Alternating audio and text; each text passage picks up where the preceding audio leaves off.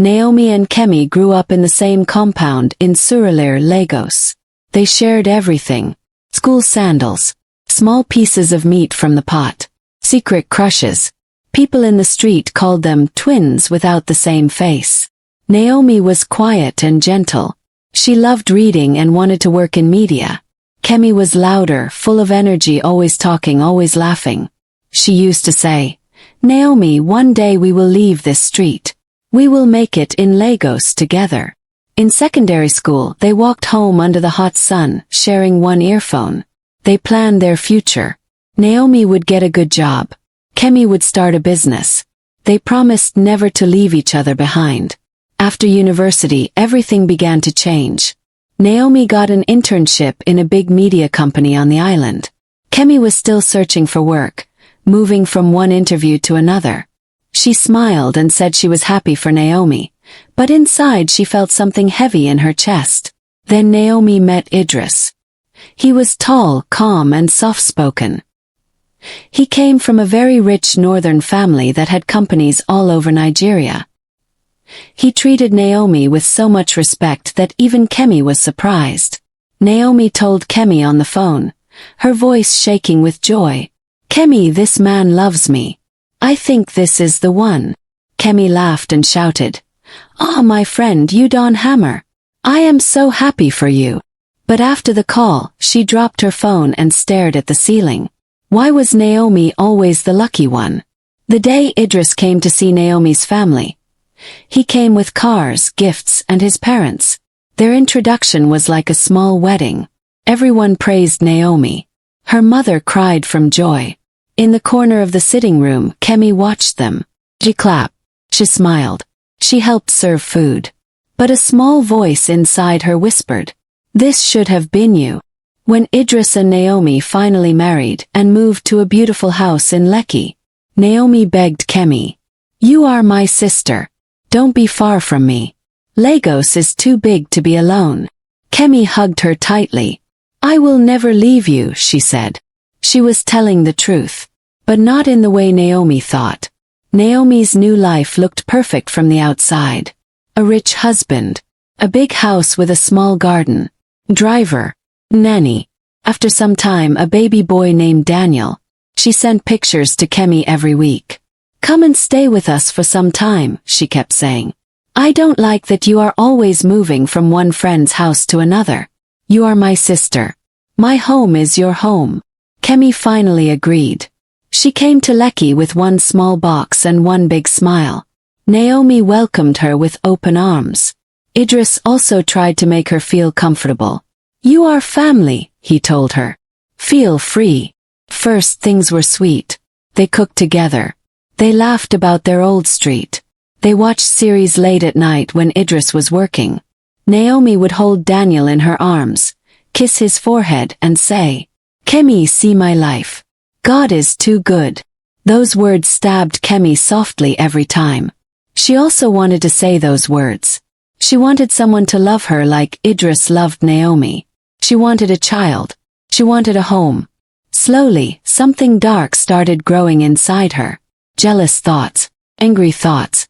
She began to compare her life with Naomi's life. She felt like Naomi had stolen the future they once planned together. One evening, Naomi was in the kitchen, cooking jollof rice. Kemi watched her move around the kitchen like she owned the world. Naomi looked up and smiled. "Kemi, imagine when we are old, our children will be running up and down this house. Life is good." Kemi forced a smile. But inside, her heart was burning. Not long after, Naomi started feeling weak. First it was small. Headaches, dizziness, light fever. "Maybe I'm just tired," she said. Idris took her to a private hospital. The doctors ran tests. They said they found nothing serious. They gave her drugs for malaria and told her to rest. But the sickness refused to go. Grew slowly. Naomi started losing weight. Her skin lost its glow. Her eyes looked tired even after sleep. She would sit on the bed, holding Daniel, and whisper, "Kemi, I don't understand what is happening to me." Kemi would sit beside her, rub her back gently and say, "You will be fine. Just rest." Her voice was soft, Her hands were gentle, but her eyes were cold. Months passed. Naomi's sickness became a shadow that followed the family everywhere. Idris went from one hospital to another. General hospitals, private hospitals, even one small traditional place someone recommended. Everywhere the report was the same. We can't find the problem. Naomi would lie on the hospital bed, looking at the white ceiling. Tears would slide down into her hair. I don't want to die, she told Idris one night, her voice shaking. I don't want to leave you and Daniel. Idris held her hand tightly. You will not die, he said, his voice breaking. I will sell everything if I have to. I will find help. Back at home, Kemi became more active. She cooked. She cleaned. She took care of Daniel. Everybody praised her. Neighbors said, Naomi is lucky. Not every friend will support you like this. Naomi smiled weakly and said, Kemi is not just a friend. She's my sister. But sometimes when Naomi was half asleep, she would hear Daniel crying loudly from the sitting room. She would try to stand up, but her body was too weak. By the time she dragged herself there, everything would be quiet. Kemi would be holding Daniel, patting his back. He just fell. Children cry anyhow, Kemi would say with a small laugh.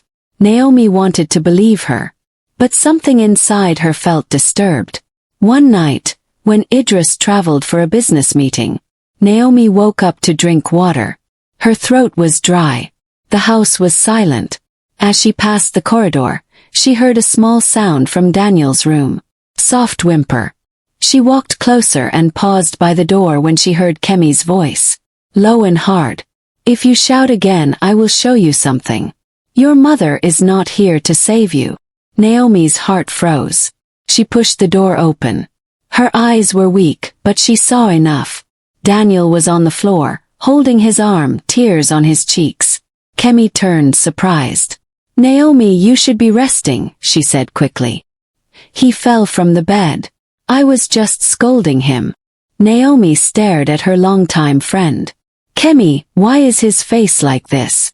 Why is he scared of you? Kemi smiled, but the smile did not reach her eyes. You're sick, Naomi. You're stressed. You're reading meaning into everything. Naomi wanted to argue. She wanted to scream. But her body failed her. Her head started spinning. The room turned dark.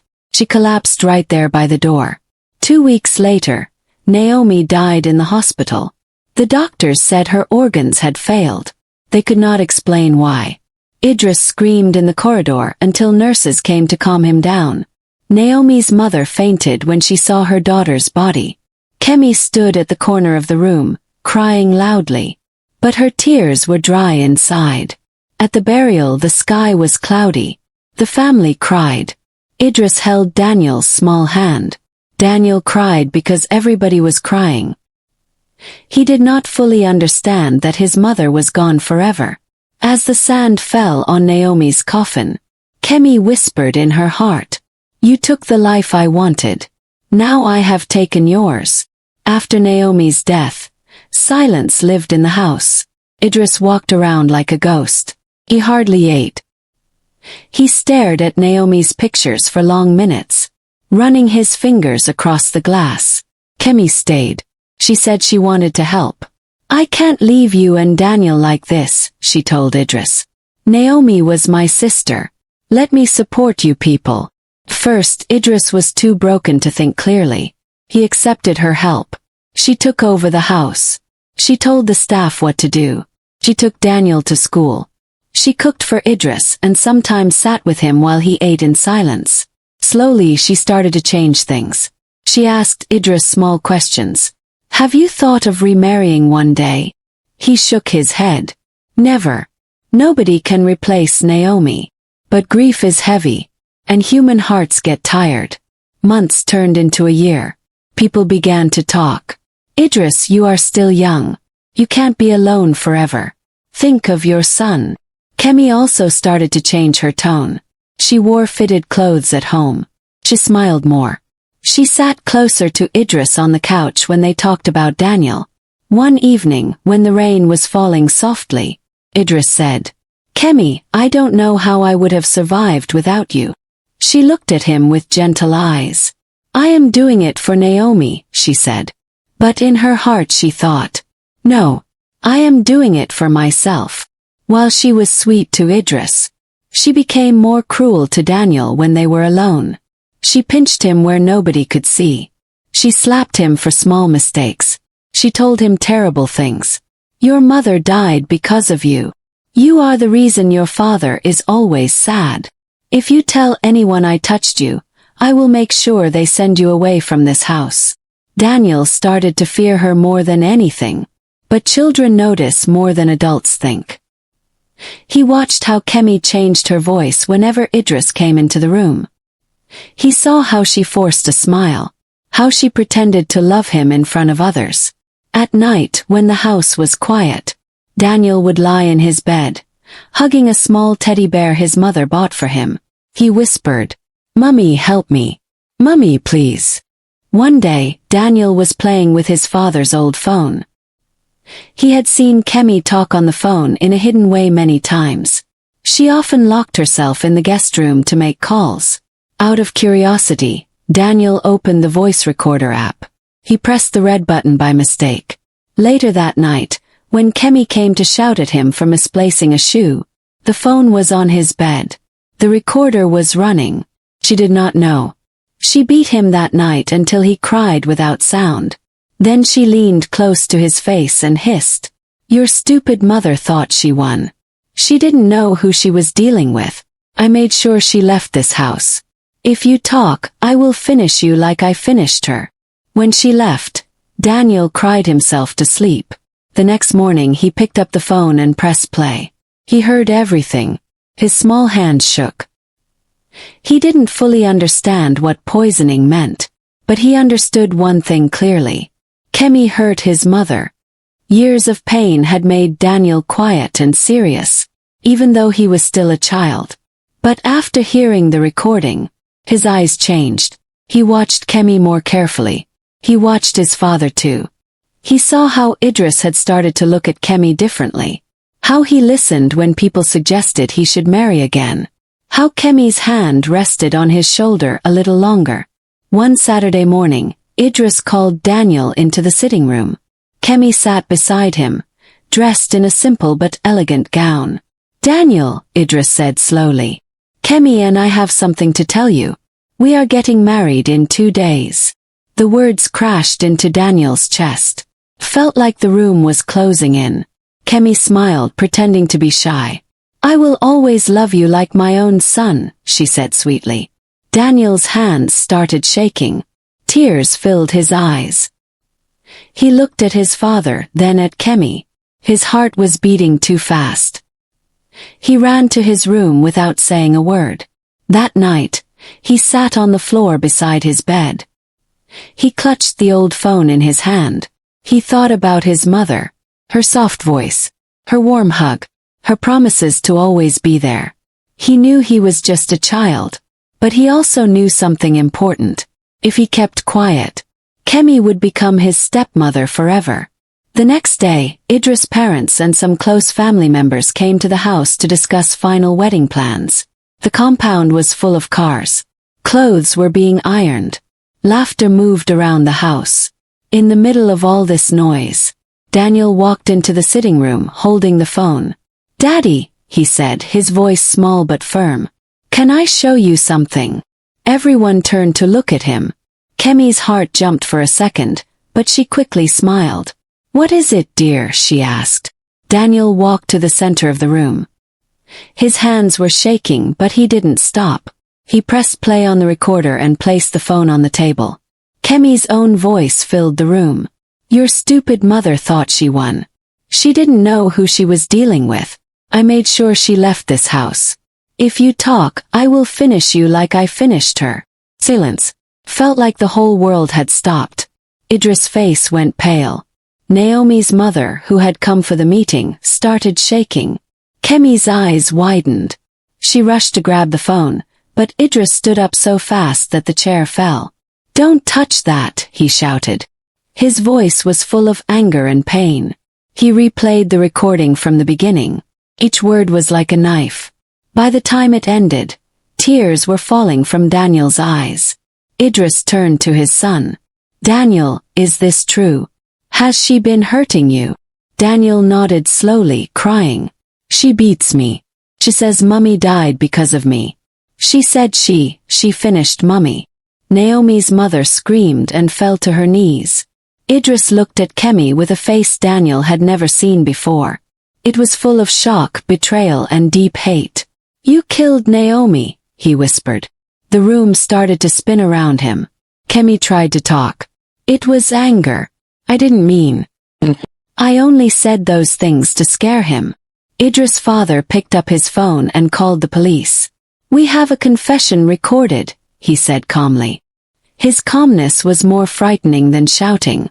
When the police came, Kemi begged. "Idris, please forgive me. I loved you.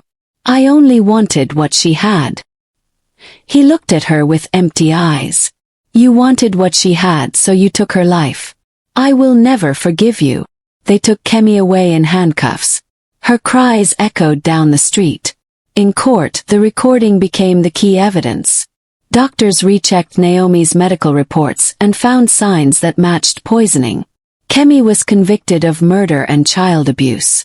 She was sentenced to many years in prison. Idris attended every hearing. Not to see her, but to stand for Naomi. After the judgment, he went home, sat on Naomi's side of the bed, and cried like a child. Daniel sat beside him quietly, holding his hand. Years passed. Idris never remarried. He poured his life into raising Daniel with love and patience. He told him stories about his mother, how kind she was, how much she loved him. On Naomi's birthday every year, they visited her grave with flowers. Idris would stand there and say, "I failed you when you needed me most, but I will not fail our son." Daniel grew up with scars inside, but also with strength. He studied hard, became successful, and took care of his grandparents. He carried his mother's picture in his wallet and her lessons in his heart. The house in Lekki never felt completely bright again, but it did not stay dark forever. In the quiet spaces between memory and pain, there was a soft promise. Thank you for watching. Follow for more amazing stories.